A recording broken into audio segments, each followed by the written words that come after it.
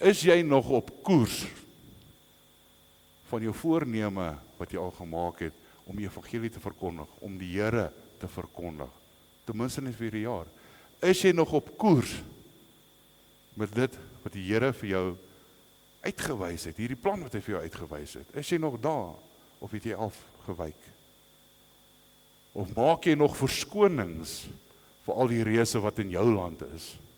Sê, Here, ek kan nie nou gaan nie. Baie verskonings daarvoor. Is jy soos die Israeliete wat reg voor die beloofde land is?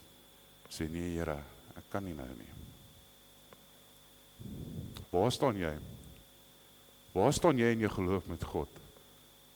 Romeine 12 vers 2 sê dit so mooi, julle moenie aan hierdie sondige wêreld gelyk word nie, maar laat God julle verander deur julle denke te vernuwe.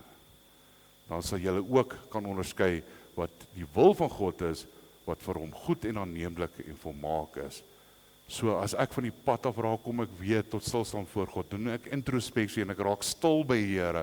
Ek sê, Here, help vir my, want dis hy wat my denke vernuwe, is hy wat my weer terugvat, daar waar ek moet wees, op die plan wat hy vir my neergesit het. Nie my plan nie, die plan wat hy vir my het.